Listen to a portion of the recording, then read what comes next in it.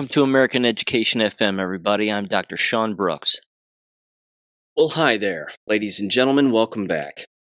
Okay, let me begin here. First of all, thank you for giving me a couple of weeks here off. It was much needed, and it was a good time. A lot of family came in. We had, again, a good time hanging out with one another, playing games, doing the things that we do, and enjoyed it thoroughly without a doubt. I wanted to shoot a thank you also to Sean, and he knows who he is, listens to the show. We've emailed back and forth. I've even read some of his emails on the show. Back in the day, he and his wife pulled their kids out of public school, and they've been homeschooling ever since, and it's been absolutely life-changing for their entire family, which is fantastic. And he was kind enough to send me a book, and it is titled The Lost Religion of Jesus, Simple Living and Nonviolence in Early Christianity by a Keith Akers, with a foreword by a Walter Wink. And I haven't read it yet, but I do have it. It did show up. It looks fantastic, and I'm looking forward to reading it. So I just wanted to say thanks, Sean, for that. I greatly appreciate it. I'll always take book donations, no doubt about it. With that aside, let me get into this now. Just sort of, again, geopolitically, and I don't want to spend too much time on this because there's been so much discussion of it already. I would simply say this again regarding the news cycle, and of course the way that the news cycle always works. It is cyclical. And the good guys know that, and the bad guys know that, but the bad guys and even the gullible fall for it almost every single time. And yet again, it's happened again regarding the whole Epstein talk. Again, months ago, it was brought up. And what happened? You had individuals on the left and the far left demanding that the Epstein files get released, and they again just sort of fell right into that trap of being led along and then biting on the particular story and then making it sound like they actually want them released because, again, if Donald Trump is in control at the time, it almost doesn't matter what issue it is. They want to try to make him look bad or make it look like he's not fulfilling some kind of a promise. There are so many moving parts with all of the Epstein stuff that I have no doubt that that all of us are watching this Kayfabe theatrics play take place in front of all of us. I mean, I think it's beyond obvious because it's not just the left that reacts every single time that either Epstein or another issue comes into the news. People on the far right do the exact same thing. Only they take a completely different approach. They take the approach of, well, we were lied to. You led us along. You led us to believe this was happening when in fact it's not. You're Zion Don again. Netanyahu shows up to the White House and he reminds you that you can't do that behind closed doors, and then all of a sudden you don't, which just means that you're playing right into Netanyahu's hands and you're controlled by him just like we thought you were, and blah, blah, blah. They just say the same things. Again, it's as if they don't hear themselves talk over and over and over again. And I fully understand, again, that there would be people who would criticize me and say, well, you're just carrying water for Donald Trump. You're saying the same thing over and over again. Here's the difference. The difference is that I can see what's going on by and large and how the same play is being played every single time and being made every single time, and the same people are buying into it every time. And again, I fully understand that there are people who would openly say, well, you're being tricked too, Sean. I don't have any preconceived notions of the outcome of one thing or another. Let's just look at what we know is obvious. Jeffrey Epstein was a Mossad agent working with the CIA and the FBI. If people were saying back then, again, regarding his initial trial in Florida regarding child trafficking or things of that nature, and he was let off easy, and it was, of course, disclosed in some of those documents that he was associated with the FBI and that you need to be careful about prosecuting him because he's an FBI asset and so on and so on. Well, of course he was. And there's a theory bouncing around, of course, that he and Ghislaine Maxwell were actually good guys and they were blackmailing bad guys and procuring footage on bad guys to then be used against bad guys in the future and whatever else. I don't buy that. I think that they were bad, 100%.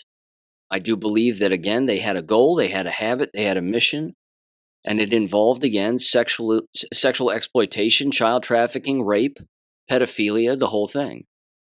I think that's beyond obvious. However, as it's been said numerous times before, if you have blackmail on almost all of Congress and all of Washington, D.C., including sheriffs, police departments, you name it, you release lists of names of people that were associated with Epstein or people who were associated with Epstein and any of those connections, or do you keep that blackmail to yourself to be used at a time of your choosing? Let me quote Julian Assange here. He apparently said the following, quote, "The reason the FBI wouldn't let the Epstein client list come out in court is because if they did, their blackmail would no longer be useful and the CIA would lose their control over all the powerful people they spent decades setting up," unquote. Yes, I can see that. No doubt about it. But at the exact same time, if the good guys are in control of that information, because nothing is deleted. Remember, there was that story too. Well, the Biden administration deleted all the Epstein files, which means there wasn't any list for anybody to see and whatever else. Nothing is deleted. Absolutely nothing. Everything is tracked. Pictures, emails, you name it. Cloud servers, I mean, they have everything. But leading the enemy into believing that they have nothing, when in fact they have everything, is the art of war. And all you have to do, again, is bring up the whole Epstein story, which has been, of course, the most, flavor of the month, so to speak, yet again. And look what's happened. You have endless individuals, again, like moths to the flame, running right into the light as soon as the light gets turned on yet again. And they're doing it from all different angles, as I said earlier. It just happens on a constant basis. It happens on a cycle. But it's kayfabe. It is a script to make people believe that a particular thing is happening when in fact something else is going on at the exact same time. Let me mention this too. Again, Donald Trump's long truth post about all of this. I'm not going to read the whole thing, but there's a lot of reaction to it. And again, some people are looking into it and analyzing it, and rightfully so. And then there are people who are not. And they're basically just saying, whatever, he's blowing it off. He's not going to do anything. There won't be justice, whatever else. We were told in Q-Post that this is too big. This is too big for a prosecution. Look what happened with the Diddy trial. Look what happened with other individuals who were suing Jeffrey Epstein and Ghislaine Maxwell and a number of other things. They weren't able to sue, or they ended up dead, so they couldn't collect. The point is the judiciary is too corrupt. It's far too corrupt for any of this to actually be carried out in a court of law in the United States, and ethically so. Who is it? Maureen Comey? James Comey's daughter is allegedly, again, one of the prosecuting attorneys, or was, for the Sean Combs trial, and a lot of those charges were dropped, certainly some of the more serious ones. We know he was involved with Epstein also, and those two aren't the only two individuals. There are lots of people who engage in this kind of behavior. But regarding Donald Trump's particular truth post, there was, again, a particular line in it that had to do with this. It said, Trump says that Epstein's files were created by Obama, Clinton, and Biden administration. Well, that's an interesting way of looking at it. Some people at face value would say that the three of them made up the list, that the list was fake, and that those three individuals on the left, those three former presidents, just, again, created this list out of thin air. Who believes that? But if you look at the sentence differently, it's basically Donald Trump saying Obama, Clinton, and Biden are directly tied to Epstein. That they were blackmailing endless individuals and working with him to do so, if not doing the exact same thing on their own time against individuals that they didn't like. He's making a direct connection between those previous so-called presidents and, again, Jeffrey Epstein and all of the crimes that he engaged in. He's not saying that there weren't crimes. He's not saying that there aren't lists of names of people that were trafficked and people that were doing the trafficking or people doing the raping. There certainly were. Anybody with a brain in their skull knows that that's true. But he's saying far more in his particular post. Again, here's another breakdown on greatawakening.win, people going in the comments section and openly saying the following. Someone said, quote, Epstein, the man who never dies. Again, people are saying, enjoy the show. That's Donald Trump saying he's alive, he's not dead. They traded people out. A number of other things. Another person said, Trump said that this Epstein shit is the talk of the world and basically told us Epstein is alive all in one post while pretending to tell everyone, quote, there's no need to talk about any of this seriously, guys, unquote. You need to take into account that the conspiracy, quote unquote, talk all over the MSM, mainstream media, and social media isn't about Epstein being alive still. It's about releasing his lists and files. So now people are like, wait, what? Unquote. Another person said, hold the line, friends. We've come too far to start dooming now. And then another person said, fine, but I reserve the right to be annoyed by stupid bullshit. I get that too. Again, we want accountability of the highest order, but regarding espionage of something of this magnitude, and basically having blackmail and ownership over all of Congress and most of the people in Congress and what they've done with other people and what other people know about what they've done, you don't release that to the public because you can use it to your advantage. Again, you had a lot of people, of course, yelling very loudly about why on earth would people say that Jeffrey Epstein is dead when all of the evidence clearly shows that he's not. And that simple comment made by A.G. Bondi or a number of other individuals, again, got all of these people riled up and allegedly going after one another, just like a World Wrestling Federation script that's being written for people that they're just following. Okay, so we're going to go out there and you're going to say that it's not that big a deal and we're going to blow over this, and then all of a sudden what's going to happen? The mainstream media is going to jump all over it and say that we disappointed our MAGA base and they all hate us now and everybody's going to start screaming and shouting, but what is that going to do? It's going to wake up more people to Jeffrey Epstein, blackmail, pedophilia, and a number of other things that are consistently going on within government, and at the exact same time, the same people who bite on all of those stories every single time will come out yet again with more evidence showing that Epstein's probably still alive, that there are endless tapes, names, you name it. Alan Dershowitz comes out of the woodwork. It's all of them. Let me play this quick little piece of audio from Jamie Raskin. Again, Jewish Democrat, New York, horrible person, and he comes out again asking for the Epstein files and Epstein list, and Donald Trump's letting people down and blah, blah, blah. I mean, you get these individuals to even destroy their own careers and set themselves up just to knock themselves down. They're incapable of thought.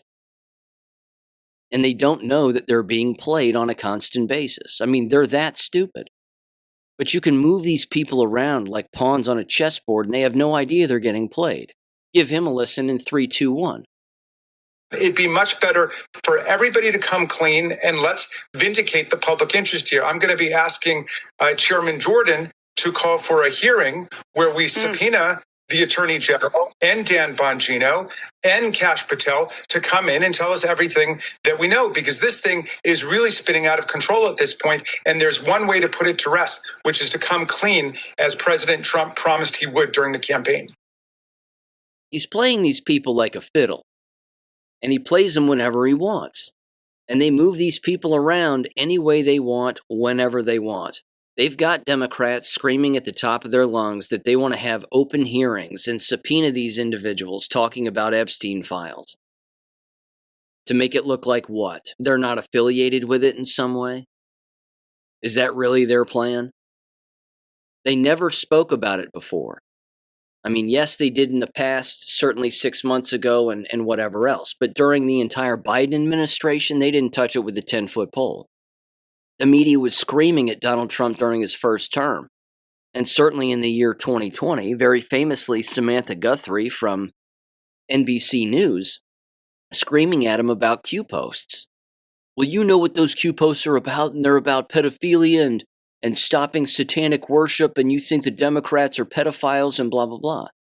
He goes, I don't know that.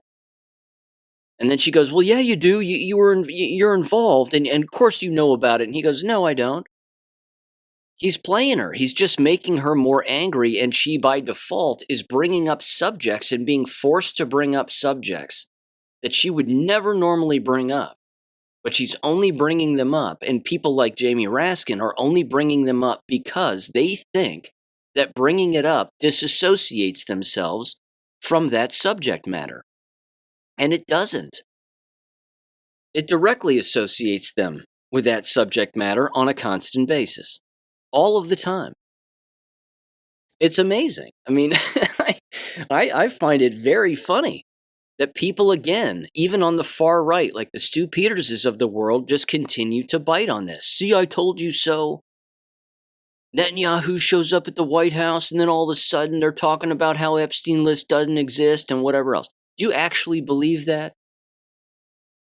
Axios came out with a story, for God's sake, saying that the Epstein list doesn't exist and whatever else. So does everybody on the far right now believe Axios as a media source? They never believed them in the past, but they believe them on this? Again, it's like people don't listen to themselves. They don't even hear their own voice. It's strange, but they fall for it every single time. Very famously, back when Epstein didn't kill himself, which again, that whole meme train was massive back in the day, if you recall. Oh, by the way, Epstein didn't kill himself. I mean, just hilarious memes about all of that. And that, again, was one of the ways to get that into the vernacular and zeitgeist, so to speak, of the human consciousness in order to get people to understand that there's more going on here. Just because the television tells you that someone is dead doesn't mean that they are. Very famously on the Chan boards, there was this post, which was made the same day, if not the same evening or the next morning, of Saturday, August 10th of 2019, and this post was made at 8:44:55. I don't know if that's PM or AM, but again, it was anonymous, and it said the following, quote, "Not saying anything after this, please do not try to dox me, but last night, after 0415 count, they took him medical in a wheelchair, front cuffed, but not one triage nurse says they spoke to him. Next thing we know, a trip van shows up. We do not release on weekends unless a judge orders it. Next thing we know, he's put in a single-man cell and hangs himself, ? Here's the thing. The trip van did not sign in, and we did not record the plate number, and a guy in a green dress military outfit was in the back of the van, according to the tower guy who let them through the gate. You guys, I am shaking right now, but I think they switched him out," unquote. Again, it's an anonymous post on the Chan boards. Who's to say? I mean, who's really to say one way or another? The evidence isn't there that he's dead. The evidence is actually more than enough there that he is alive and that he is, again, a blackmailed asset of information. And even if he is dead, it doesn't matter. They still have all of the information and the evidence that they had when he was alive. They're just not going to release it because they don't have to. You don't release evidence when there hasn't been a trial or a military tribunal, and you don't release evidence to the public. In fact, you downplay it. You downplay it so much so even that you get individuals to actually start screaming at the top of their lungs that everybody is a liar. That you all lied about Epstein and this, that, and the other. Well, it doesn't matter what they say. The evidence is already out there. We know exactly what was going on. We know what they were doing. It's a well-documented, it's too well-documented. Endless books, documentaries, the whole thing. Everybody already knows by and large.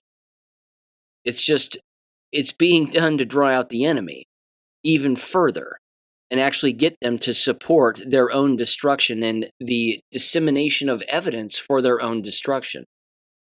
It's much like, again, not to move over to jab stuff, but it's much like what's been done with the whole RFK Jr. trials regarding vaccinations and the information that's about to come out regarding vaccinations. He's openly laid out the exact plan, and I included a video of him describing it in the last war video, is that all you have to do is you have to have 20 to 30 peer-reviewed articles that you submit in court, and somebody files a lawsuit saying that this vaccination did this to me, XYZ, created this health problem. But you have to get this information out in court, and then once that happens, then of course a precedent is set. And then that court trial can be used in the future in other court cases regarding vaccination. And then before you know it, everybody starts to learn that vaccination is actually the problem. That is the cause of most illness. Yes, it's food and drink and poor environments and unclean environments and things of that nature, and we know that. But the whole vaccine charade itself, that has to be brought out in court. You can't just scream that in a congressional hearing and expect everybody to believe you. These kinds of things have to drip out slowly, but again, there's a way to go about it, and there's a way to expose it, and then a way to get everybody on the same page eventually. I even, again, was overhearing someone, I couldn't even tell you who it was, but could have been Dave on X22 Report, frankly. I wasn't even listening to it, but it was a clip that I was sort of overhearing, or someone describe it anyway, but it was basically saying, look, this is probably a 10-year plan when it comes to the business of vaccination, that 10 years from now, vaccinations will be gone. That would be a nice thing. It doesn't mean that there aren't going to be bad people who are still advocating for it, like the Robert Malones of the world. But we know, we know Robert Malone's ability to grab onto coattails and make it look like, he had the answer to everybody's problem before he actually even knew anything about it. So if it starts to come out in court that, yes, vaccination is the problem and mRNA vaccination is the bigger problem and so on, people like Robert Malone won't want to associate with vaccination anymore under any circumstance because, again, they will drown with the entire vaccination story. Just like what's happening with Epstein right now. Same thing. It just happens over and over and over again. And it just ends up exposing, again, endless individuals, so much so that you can get these people to, again, advocate for their own destruction. And advocate to include documentation that will lead to their own exposure. That kind of stuff is absolutely amazing, but again, that's the art of war. You never interrupt an enemy when they're in the process of destroying themselves. You look weak when you are strong. It's all deception. So, again, all it does is it gets everybody, again, screaming about the very base level stuff. But we know what's really going on. Certainly by and large, anyway. Now, shifting gears, there was also this. This was funny, I thought. X's AI platform Grok 3 happened to crash on my birthday, and they reintroduced Grok 4, or introduced Grok 4. And on the way out, people were asking Grok 3 questions, specifically again about World War II, Jewish influence in media, banking system, you name it. And Grok was calling out the Jews for a number of different things, and it was absolutely hilarious. But again, there are endless individuals who were just at face value laughing about it, and then you had individuals, again, on the opposite side, so to speak, who are less knowledgeable, criticizing it and say, oh my gosh, X is anti-Semitic, and so is Elon Musk, and anti-Semite this and anti-Semite that. But then, of course, there's the take, well, look at the middle road. What if it was done on purpose? What if it was done as a timed red pill for people to swallow? To where you could ask an AI system those kinds of questions, again, from a historic standpoint, and it would actually give you the truth for once. It's quite possible it was fully intentional. Why wouldn't it be? It's controlled by human beings anyway. And then, of course, they could use it as an excuse and say, well, we were phasing it out. It was a glitch. It wasn't our fault. Don't worry. Grok 4 is now in place as an AI system to ask it questions and this, that, and the other. I mean, it's plausible deniability. It's just funny. And again, it gets everybody all riled up about a particular subject. And then they're off talking about it again and screaming about it again. In fact, just very fast, let me go back to the Epstein thing real quick, because this was funny, just a boatload of headlines, which again proves the point that you can yank these people around and like clockwork, they'll just start talking about it and making an actual headline in all of their publications. Again, this was on greatawakening.win. It was titled 5D Chess, ? And just like that, all of Reddit is hyper-focused on the Epstein client list. And then it goes down, again, all of these different publications. The New Republic, it was titled Top Democrats Demand Release of All Epstein Files Naming Trump. Another one from Aggravating Money. It says Trump angrily tries to this is Daily Beast. Trump angrily tries to shut down Jeffrey Epstein questions. Here's another one from The Guardian. Top House Democrats demand release of Epstein files that mention Trump. Another one from The Guardian. Ghislaine Maxwell was not Jeffrey Epstein's sole enabler. So why is she the only one in prison? Another one. Pam Bondi reacts to missing minute in Jeffrey Epstein video. MSNBC. Team Trump struggles to control the Epstein client list fire it helped create. Rolling Stone. Elon Musk's Grok chatbot goes full Nazi, calls himself Mecha Hitler. This is just great. The Independent, it says J.D. Vance's old tweets show why the Epstein client list is becoming such a problem for Trump. Again, it goes on. Elon Musk claims Steve Bannon is on the Epstein client list. Another one from the Daily Beast. Trump's Epstein shutdown doesn't smell right, says Anthony Scaramucci. Here's another one. House Democrats demand release of Epstein files mentioning Trump. Democrats also accused the Justice Department of breaking with long-standing agency practice after it refused to publicly release Special Counsel Jack Smith's report on President Donald Trump's handling of classified documents. Another one again from The Independent. Trump questions why people are talking about creep Epstein despite his push to release the files. And then finally there was one here titled Epsteinesia. Trump officials suddenly change tune on existence of infamous client list. The point is they're so interested in, again, just catching people being wrong that they're not looking at it multidimensionally in the slightest. They're taking everything at face value and then just reacting. The problem is, again, endless individuals on the right do the exact same thing too. It's amazing. But again, it is deception because it has to be that way. Here's a final comment that a person made. And again, this is just kind of a quick summary here at the very end of a very long post that they made on greatawakening.win. But they said the following, quote, "What I want to prove is that while their exact strategy may be nearly impossible to see from our vantage right now, there most definitely is a strategy. The continuing failure, quote unquote, to meet the expectations of MAGA voters with these almost hilariously awful releases is attracting the Democrat and media insects like flies on shit. Trump rubbing it in is both icing on the cake and confirmation of what they are seeking to do. Add in the pressure from elected Dems and the fake news media, and holy shit, get this. They are now digging into it. They might just get what they want, they said, and Trump will then have exposed it all while somehow also keeping his hands clean, and the Democrats will destroy themselves further, having been goaded into doing so by their ever-present addiction to hurting Trump. It's going to be quite a mindfuck, whatever happens, Godspeed all," unquote. Yeah, it's happening constantly, but what else is it going to do? It's going to expose those on the right. The ultimate idea here, I think, and it certainly, I think, seems to be sort of like home base, mentally and emotionally for people, is that they have to start relying on themselves. And they have to trust their own mind, and they have to trust their own discernment and their own ability to look into information and then make logical decisions and logical conclusions about the evidence that's out there. Yeah, it's exhausting. We all know that.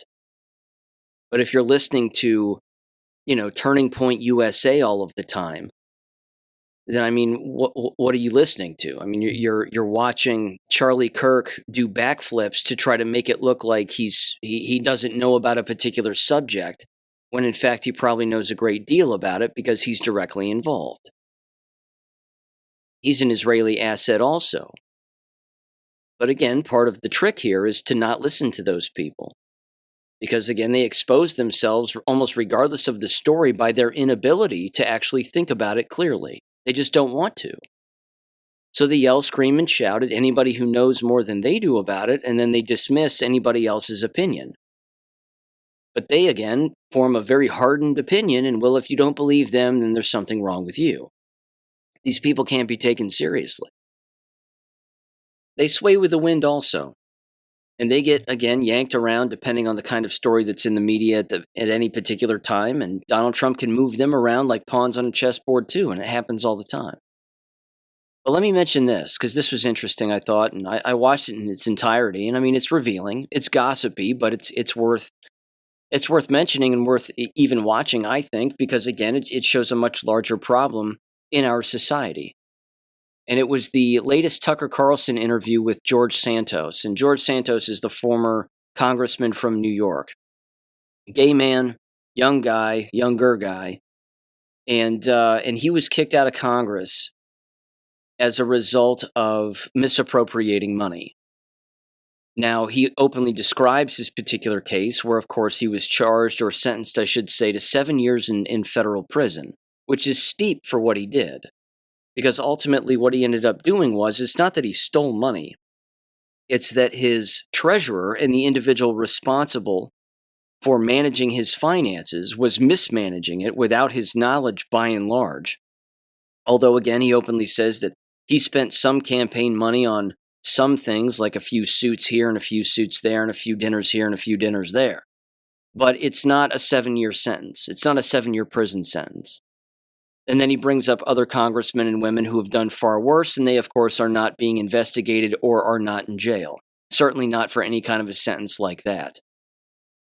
And then his treasurer, he openly says, ended up getting like a slap on the wrist, like whatever it was, 3 years probation or something like that, and she's not even seeing any jail time, and yet she was the one in charge of the finances.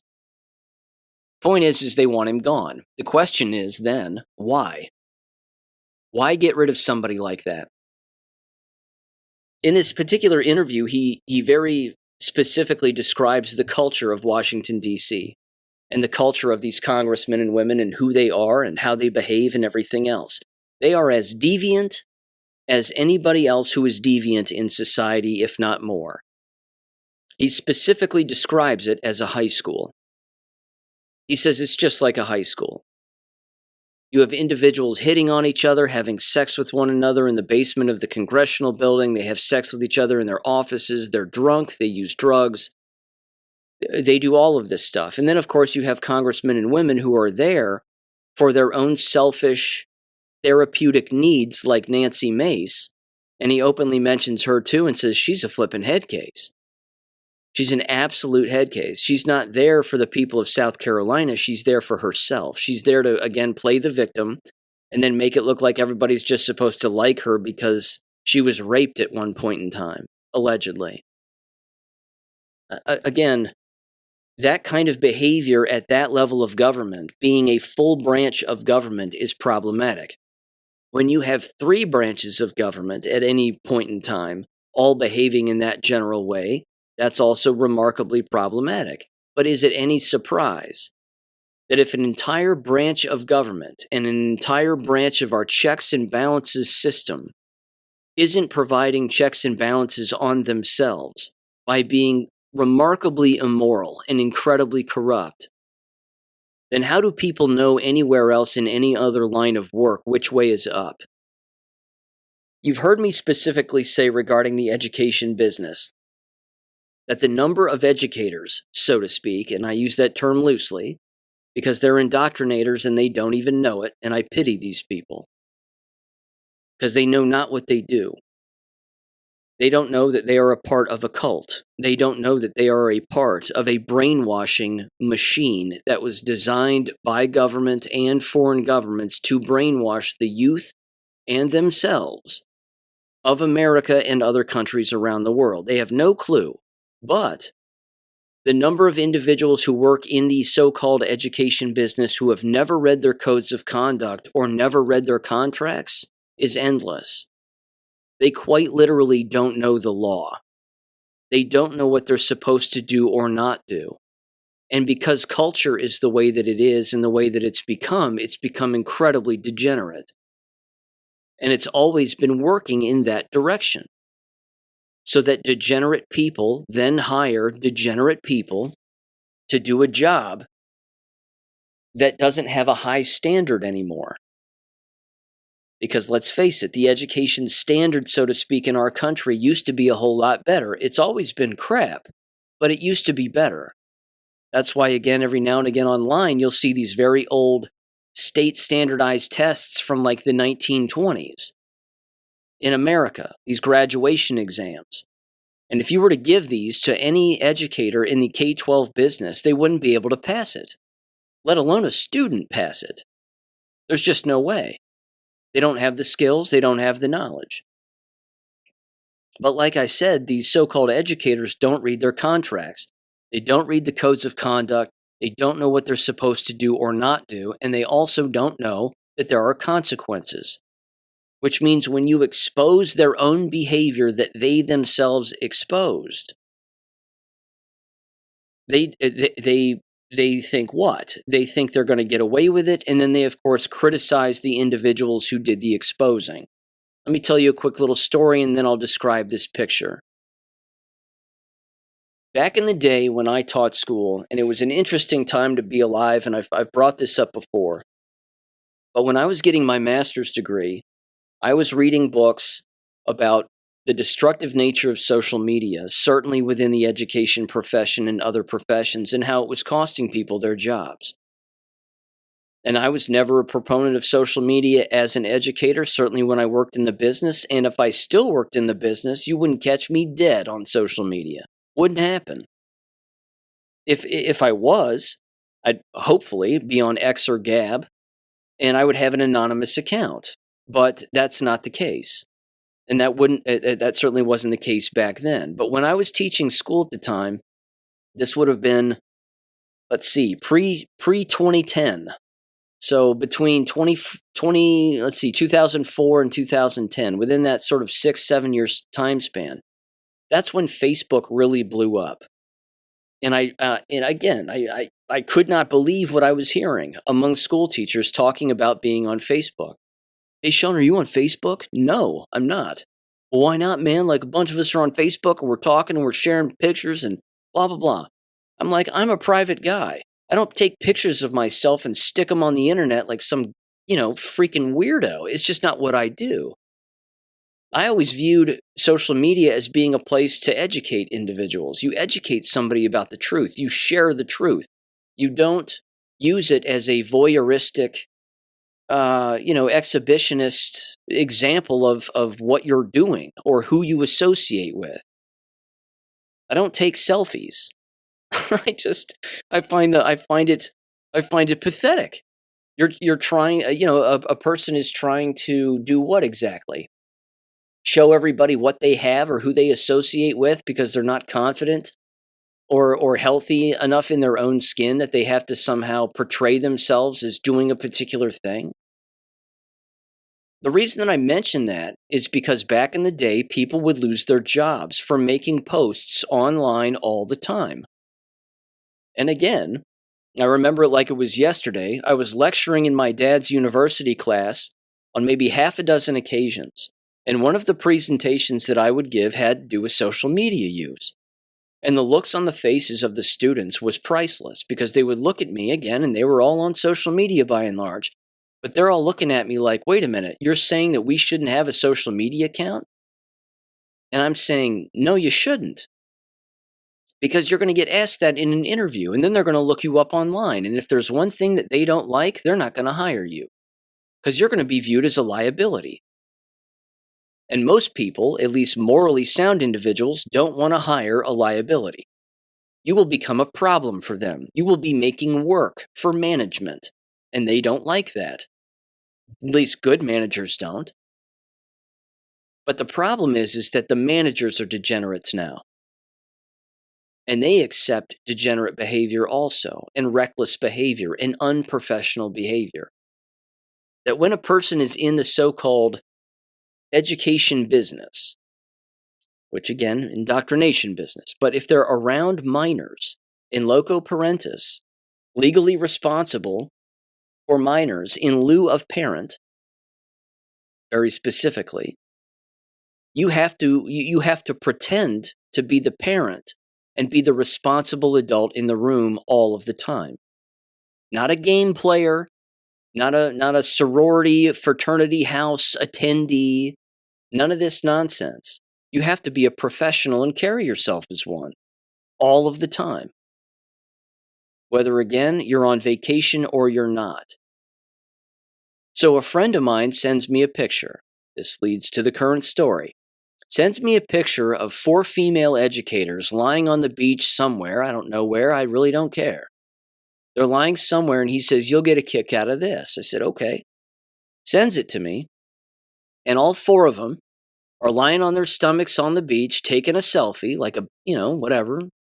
4 girls who are in desperate need of attention and clearly don't have children or husbands. It's beyond evident. Anyway, they're all wearing hats, and on their hats, each hat says a particular phrase. Now, these are, quite literally, these are their titles. One is a literacy coach in charge of ELL. Another one is an English high school teacher. Another one is a newly appointed Butler Tech employee, which is the technical school in the county where I live. And then another one is a high school counselor. And here's what their hats say from left to right. The first one says, "I'm not a hot mess, I'm a spicy disaster." Okay? You're supposed to be a literacy coach. And I'm supposed to take you seriously. But I can't. And trust me, I have a sense of humor. The next one says, "Shit show supernova." The next one says, "We'll shake ass for tequila." And then the counselor at the end says, "Offensive and difficult." Okay. Again, if you want to take a picture of yourself being asses, that's fine, and everybody's allowed to do that, I guess. Putting it on the internet and not expecting someone to criticize you also based on your actual current employment and your career path, while having messages like that on your hats, it just shows that you're degenerates, that's all. Now, are there degenerates everywhere? Yeah, I fully get it. But I also understand someone would say to somebody like me, they'd say, "Well, lighten up, Sean. Lighten up. You don't know how to have a good time." And that's what these people were saying on Facebook. Funny part is, I'm not on Facebook. So I put it on Gab and X, and then my buddy took a screenshot of it, and then he puts it on Facebook, and then people started yelling at me like there was something wrong with me. He just doesn't know how to have a good time. He's an asshole, blah, blah, blah. See, that's the funny part. Because all that does is expose them even more. All it does is expose everybody who supports school teachers and people in the education so-called profession behaving unprofessionally. I don't give a shit that they're drinking on the beach. I've done that too. I don't care that they're on vacation. I've done that too. I care that you're being stupid. You took a picture of it and you put it on the internet and you're so dumb that you don't think it's going to back up on you.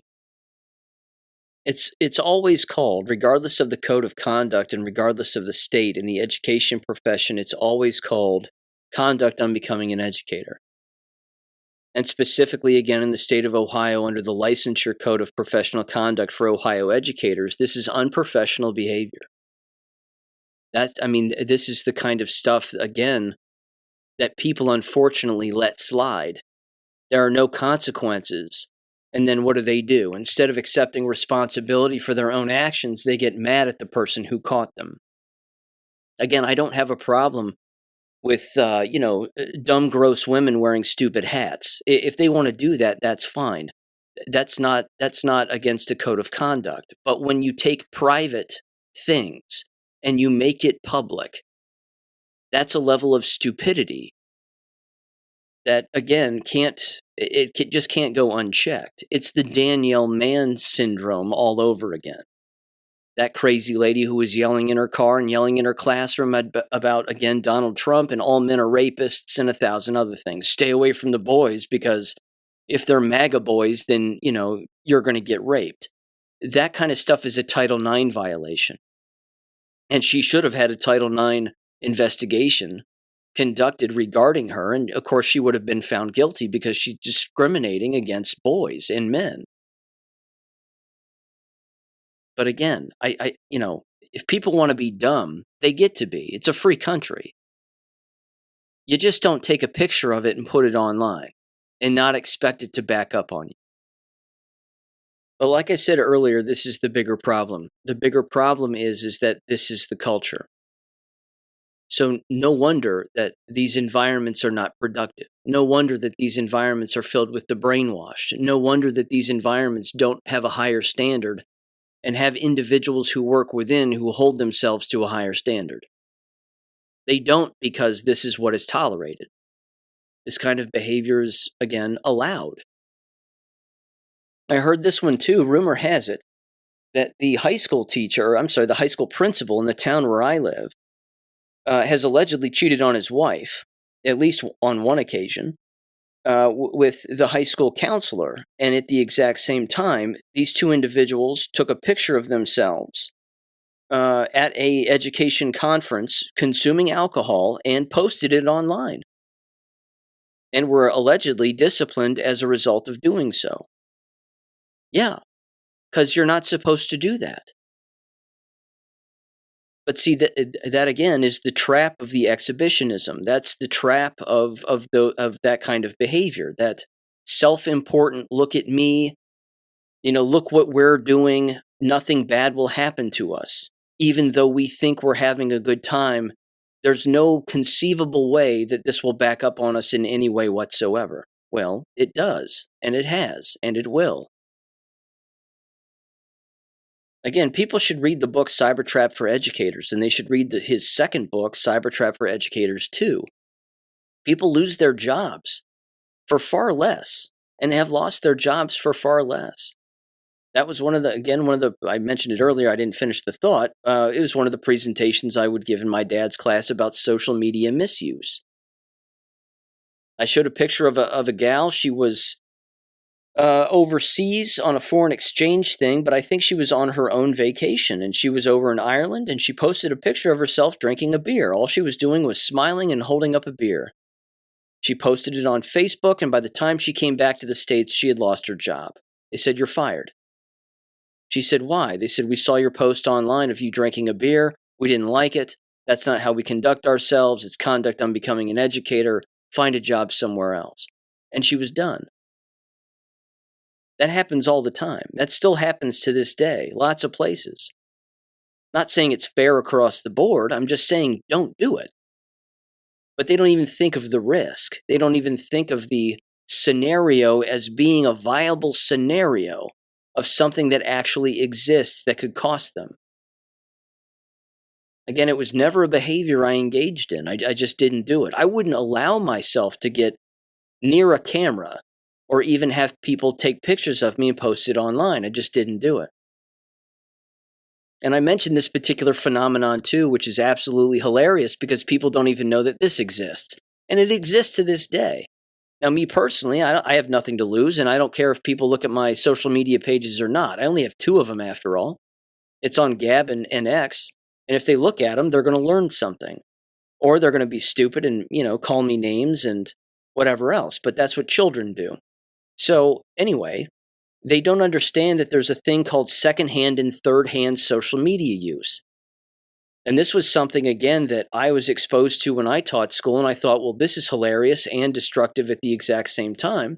Not to mention what horrible shit am I going to come across as a result. And it basically means the following. You don't have a social media post or a social media page yourself, but you can still see other people's social media pages. Or you take it to the next step and you make a false account and then you attempt to be liked or friended by someone who has a page that you want to look at. And then all of a sudden you've created a fake account making it sound like you're somebody that you're not, but you're making it sound like it's somebody who would be enjoyable for the person you want to follow you into following you. That way you have access to their page. And then before you know it, you're looking at all their content and you're even sharing their content against sort of their will or their knowledge with other people. And then all of a sudden, again, it backs up on the person who is actually doing the initial invitation sharing to begin with. And then they end up, again, getting asked questions about their social media page and what pictures they've taken and what other content they have online and whatever else. And before you know it, they're out of a job. That stuff happens all the time, too. Happens in the education business, happens in the corporate world, it happens everywhere. HR departments do this shit for fun. They do it they do it to entrap people and then question them and see if they're going to lie about it. Do you have a social media page? And the person gets nervous and goes, no, I don't. Meanwhile, the HR department is asking rhetorical questions because they already know the answers. This is the whole scenario. I've brought this up again on the show endless times, but this is the thing that is not taught in teacher education programs at the college and university level. They quite literally promote social media use all the time. You need to be on social media. You need to build relationships. You need to humanize yourself with students and their families and blah, blah, blah, blah, blah. And now, of course, artificial intelligence. Which means, again, if you criticize any of it, then they think something is wrong with you. No. There are just people out here who have higher morals, higher standards, and believe in professionalism. And then there are people who do not. And that's the rub. Let me give you another example. I wrote a Substack about this. This was just the other day. Same county where I live, WLWT Channel 5, longtime Butler County educator found guilty on 23 charges related to child pornography. Interesting. A David Campbell of Mason was found guilty on all charges. He was a Butler Tech employee of 20 years, and he was found guilty on 23 charges stemming from an incident on child pornography last August. Long story short on this, cops basically found him on an online website trying to procure child pornography and view child pornography. And they found him in the comment section or whatever, and then they busted him. Now, if anybody thinks that this is the only local guy who's wrapped up in child porn, you've got another thing coming. These people are everywhere, and they're certainly in the education business. Why? Well, the same things I've brought up a million times that you're well aware of. Predators go where the prey is. And a lot of people hide behind these so-called moral jobs while they're being degenerates behind the scenes, and you'll never be the wiser. Unless, of course, they get caught. And they always get caught. Now, the question I had with this case is I wonder if this is tied with the Jason Mers individual who happens to, again, be the alleged still existing principal in the town where I live, with the school district allegedly attempting to actually bring this guy back, which really can't happen. Yes, there's still an ongoing Title IX investigation. There's allegedly no criminal investigation taking place anymore, allegedly. Because again, if the crime isn't caught on film, then it didn't happen. It's a he said kind of scenario. But there are more victims with that particular case, and I don't want to speak about it too much right now because, again, there's still lots of irons in the fire and lots of things going on and lots of moving parts. And I'll, again, provide updates at a later time, but it makes you wonder how many of these educators who are engaging in this kind of filth actually talk with one another or communicate online in other websites or back and forth on their own, again, cell phones or laptop computers or what have you. I did want to make mention of this too because this is a absolutely ridiculous wavelength of thought when it comes to sexual predators, in particular pedophiles, individuals who are attracted to minors and seek to do things to them sexually. There is a false belief out there that pedophiles will groom younger individuals first before sexually assaulting them. And the answer to that is no, not always. In many cases, sexual predators will just flat out target and then immediately prey on the individual. That happens too. So if anybody's out there believing that one individual being sexually assaulted by another adult, that would basically be impossible, that would happen in particular only once, I would tell that person that they've lost their mind. I mean, hell, like I've said very famously, I live down the street from a woman who, she runs a daycare, and she thinks that pedophiles are nocturnal. She thinks they only come out at night. That was an actual thing that she said. To this day, it blows me away. But this is, again, the mind frame of endless individuals, even those in the legal profession. Many in the legal profession would say, well, when it comes to child sexual assault, normally there's multiple incidents of it happening to a particular child, a singular child. And it's very rare to never that a singular child would be sexually assaulted by a pedophile even on just one occasion. Horse shit. It happens all the time. Cicely sent me this story. Again, this is from back in the end of June. This is from Albuquerque, New Mexico. Albuquerque police issued an arrest warrant for a Hope Christian elementary school teacher accused of inappropriately touching one of his students. Inappropriately touched an 11-year-old during class while she was at his desk to ask him questions. According to the court documents, this happened multiple times a week for several months. Now, again, in this particular individual, and in their individual case, and they're an older individual, they've been, doing this for 22 years, apparently, to multiple people. That this is an ongoing thing with this individual, but it's not just one victim, it's multiple victims. Which is also, again, to say that it doesn't have to be multiple victims. In many cases, when it comes to sexual assault of minors, it can just be one victim one time. That does happen. It doesn't have to be this prolonged grooming, sexual assault, I'm getting away with it over and over again kind of thing with one individual or multiple individuals. Therefore, the case must stick a little harder as opposed to somebody who, again, openly assaults one individual one time. Both things can happen, and they do happen. This particular teacher, this Mr. McEachran, if I'm saying that right, taught at this school for 35 years. Again, think of the number of individuals that this individual has abused over the course of 35 years.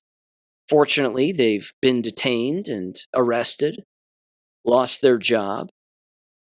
But this happens all of the time because this is the business. And when you have females wearing hats that say shit show supernova will shake my ass for tequila, does it shock anybody that the business has sexual predators in it? Or people who don't take their jobs seriously? Or don't read their codes of conduct? Or don't know what their contractual obligations are? It happens in every district all of the time. And it's tolerated.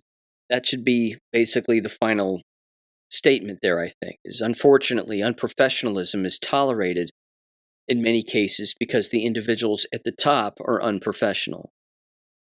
And then, of course, they might use blackmail to blackmail one another on a constant basis and say, well, you were being unprofessional. And then somebody looks back at them and says, well, you were being unprofessional. And then, of course, you have an unprofessional environment because that's the common tactic that's used.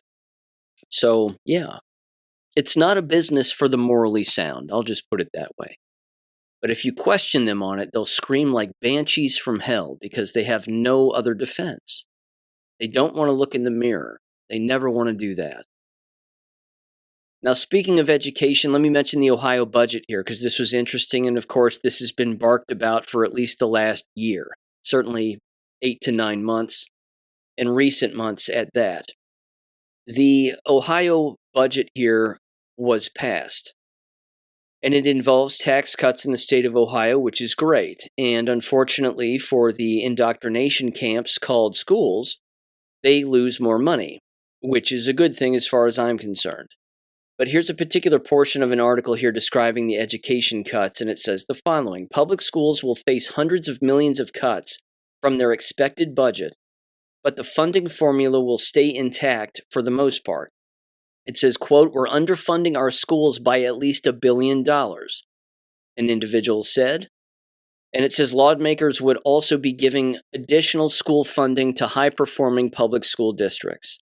There is a cap on districts' rainy day funds at 40% carryover from the previous revenue fund. This would mean that the schools would have to refund anything above that back to the taxpayer to provide property tax relief. Schools, of course, hate that because they love stealing people's money. It goes on, it says, quote, "We're looking at more local control," said Senate Finance Chair Jerry Serino.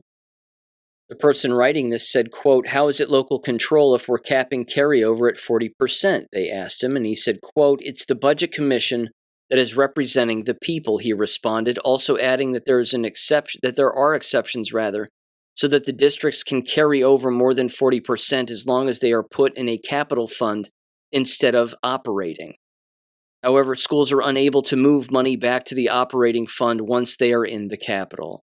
The House wanted to cap the districts at 30% and the Senate 50%, which is why they settled in the middle. If voters pass a school levy, the bill allows county budget commissions to unilaterally take money away if they find it reasonably necessary, quote unquote.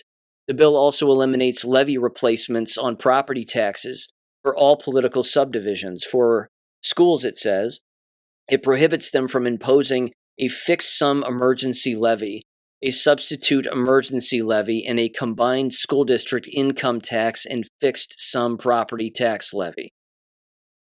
Works for me. It says it also prohibits a school district from submitting any current expense levy to voters if it has a general fund carryover balance of more than 100% of general fund expenditures in the preceding fiscal year. It excludes renewal levies, though. It says they kept the governor's merit scholarship guarantee admission to a public university for each high school graduate in the top 10% of their graduating class. The students would also get $5,000 each year in financial aid. However, the bill requires the students to sign a statement of commitment, quote unquote, to stay in Ohio for 3 years after graduating. Wow, that sucks. They also give more than $30 million to 5 intellectual diversity centers, quote unquote, at different public colleges across the state. Seems like money laundering. These centers were created to combat what some consider liberal bias at universities. Interesting. It says the budget will also provide about $2.5 billion over the biennium for the state's voucher system. Good. Providing taxpayer dollars for students to attend non-public schools. This includes a new education savings account program, or ESAs, which is a way for families to get state money to purchase educational goods and services, quote unquote, including tuition at non-chartered, non-public schools. This comes a day after Franklin County Court ruled Ohio's private school voucher program to be unconstitutional, which case I, of course, covered that. And it is constitutional, and it will remain constitutional, and that's just the way that it is. But that, again, is exactly what local school districts were wasting all of their taxpayer money on, were for legal fees to pay these lawyers to file those lawsuits, and then get a radical judge to agree with them, to make it look like they accomplished something when, in fact, they didn't. So, joke's on them. They just, again, fall for it every single time. There was also this, 2 last stories here real quickly. These occurred again at the end of June. Secretary Kristi Noem terminates wasteful DHS program that encouraged DEI in K-12 schools. Fantastic. And another win here from the Associated Press, of all places. University of Pennsylvania updates swimming records set by Leah Thomas, the fella claiming to be a woman, who clearly is not, settling with feds on transgender athletes' cases. So basically, any record and or title that this Thomas fella ended up winning was revoked, which is good, because that's exactly what's supposed to happen. So there you go. Again, there are some wins, no doubt about it. There's some shady things going on, as we all know, but plenty of wins as well. Okay, jab-related things. And sort of wireless body area network stuff too, which is remarkably disturbing. First of all, this is out of Slay News. It said West Virginia schools are ordered to vaccinate children against parents' wishes. Well, that basically means then that parents need to pull their children out of West Virginia schools. Pretty simple. It says the following here. It says, in a move that's igniting outrage among parents and constitutional advocates alike, the West Virginia Department of Education has ordered schools to disregard Republican Governor Patrick Morrisey's executive order and enforce mandatory vaccinations on children. Schools have been instructed to force vaccinate students even against their parents' wishes. The state is effectively forcing school children to get injected or be expelled, regardless of religious convictions or conscientious objections, all under the banner of quote-unquote public health. It says in January, Governor Morrisey issued Executive Order 7-25 protecting families' rights to opt out of school vaccine mandates on religious or moral grounds, a right enshrined in West Virginia's own Equal Protection for Religion Act of 2023, modeled on the Federal Religious Freedom Restoration Act, or RFRA. Parents need only submit a written statement, no court battles, no doctor notes, no government approvals. Just a simple exercise of religious freedom. But now the unelected bureaucrats at the West Virginia Department of Education have unanimously voted to ignore that executive order and force schools to obey state vaccine mandates as written, which offer no exemptions for religious or physiological beliefs. So, yeah, bankrupt them. It's pretty simple, not difficult. It goes on, of course, it says California, New York, Maine, and Connecticut are the only states that deny religious exemptions entirely. Bankrupt them too. Just keep bankrupting these places. Your lack of participation will send them all reeling to have to make a completely opposite decision based on, again, their own political ideology, and yeah, bankrupt them.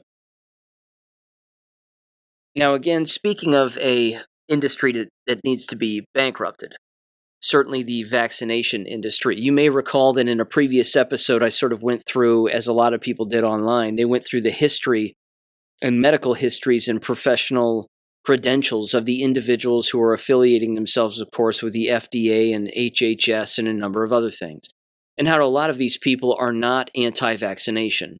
In fact, many of them are pro-vaccine, which is remarkably disturbing. AJ Gochik sent this my way, and this was from the Substack page malone.news.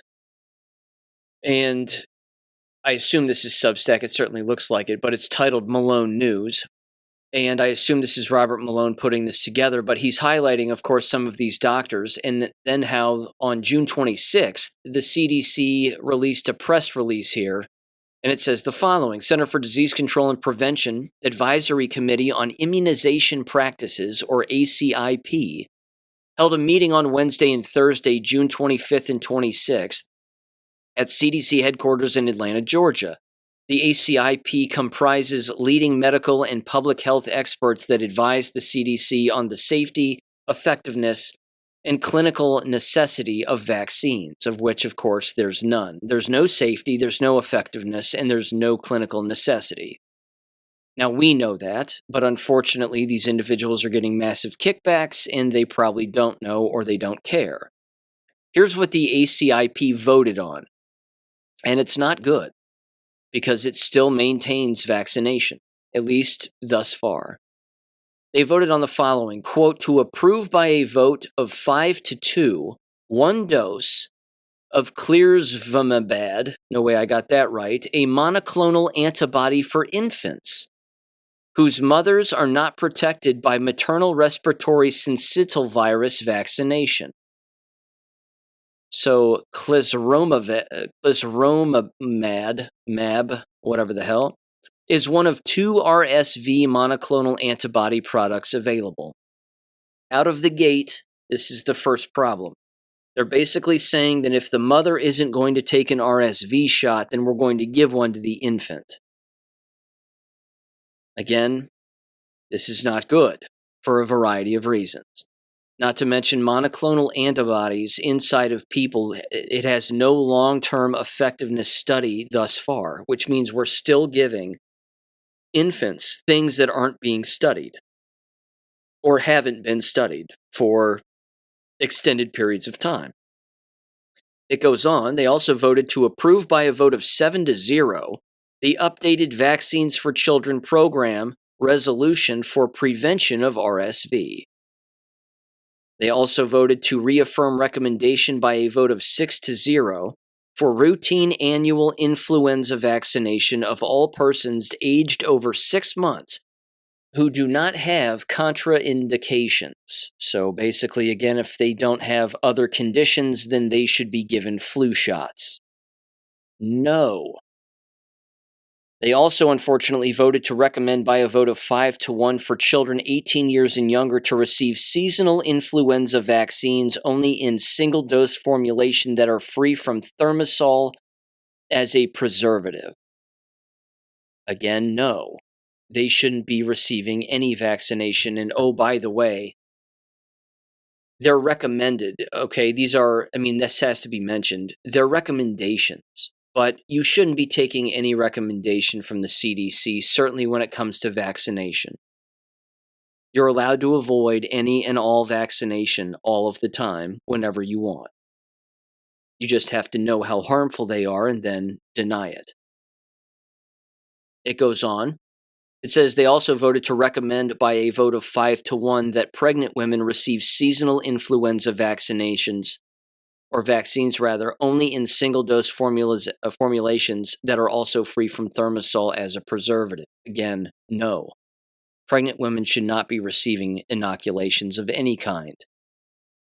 It goes on, it says they voted to recommend a vote of 5-1 that all adults receive seasonal influenza vaccines only in single-dose formulations that are free from thimerosal as a preservative. No. I won't be participating. They also voted on recommendations made by the ACIP, and they are reviewed by the CDC director, and if adopted, are published as official CDC HHS recommendations in the Morbidity and Mortality Weekly Report. And then, unfortunately, here at the end, they put out this very generic statement basically saying, we don't have any conflicts of interest. We don't work or are we in competition, rather, with other committees or organizations or each other. We are all in competition with the infectious diseases, and we will work together to ensure the best outcomes for public health. Nonsense. The reason that they're voting to approve all of this is because they actually are bought and sold by the pharmaceutical industry, or they're so dumb that they actually believe that vaccinations are a good thing, when clearly they are not. It's amazing. But this has to come to an end eventually. Yes, it's probably going to take many years, but it has to end eventually. In the meantime, we just won't take them because we know better, and that's a good thing. Now, speaking of vaccination, I came across this document, which I also put on my website under the Medical Documents tab, and it's a doozy. It's 767, if I'm not mistaken, plus peer-reviewed articles proving that the COVID-19 mRNA vaccine, quote-unquote, harms the people who take them. And this was last updated on July 1st of 2025. It's a 181-page PDF. Loaded with references and the actual articles and abstracts themselves, along with the dates and the authors and the location where it was published and the whole thing. If you want proof in one PDF to send to somebody of what this is doing, that would be one hell of a PDF to send them. And it is for free on my website, AmericanEducationFM.com. In conclusion, Wireless Body Area Network. Ladies and gentlemen, I came across this before we last talked, and I can believe it. Although I couldn't believe it because it's so nefarious, but I can believe it.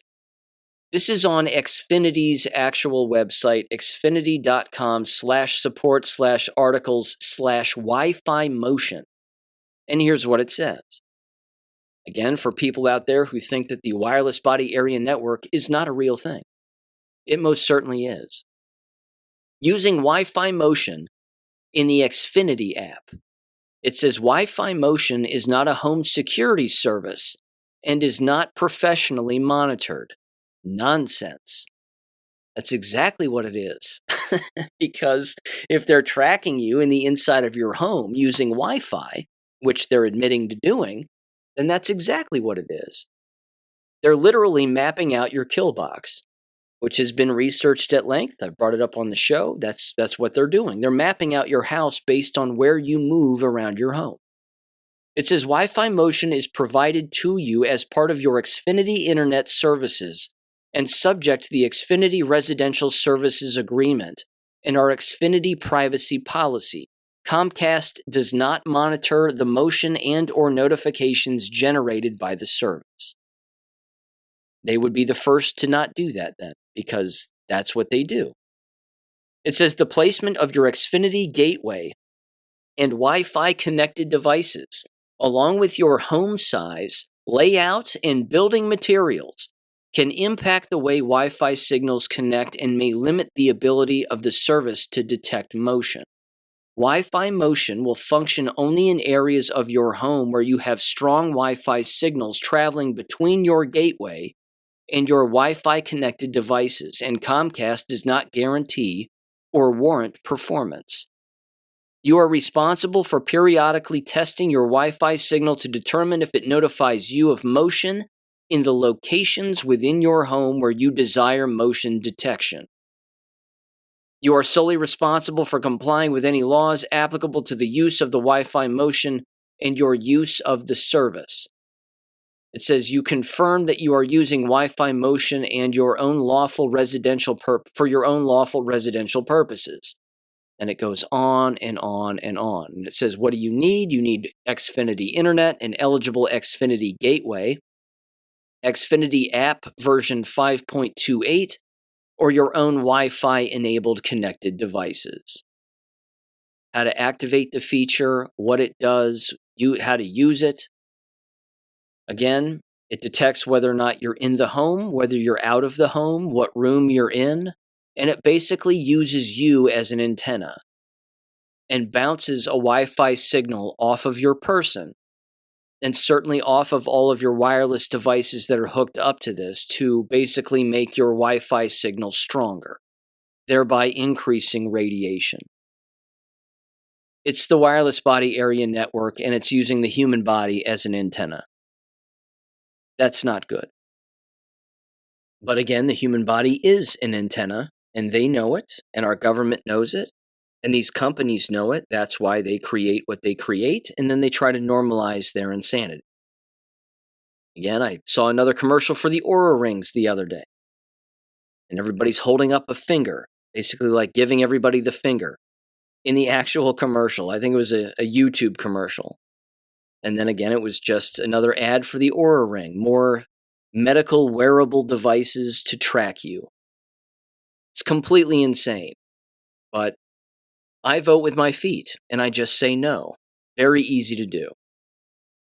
So, ladies and gentlemen, welcome back. Good to be back in the saddle. Thanks for listening as always. 2 guests this week. We're going to talk with our favorite lawyer, AJ Gochik, in the next episode. I have yet to have that conversation, but will shortly, and we'll bring that to you on Wednesday. And then hopefully, Jesse James and Outcast from the Dangerous Info podcast will be here for Friday. So stick around, should be interesting. Thanks for listening as always, ladies and gentlemen, and I'll catch you then. Peace. Thank you for listening to American Education FM. Make sure and check out AmericanEducationFM.com for more information. Take care and God bless.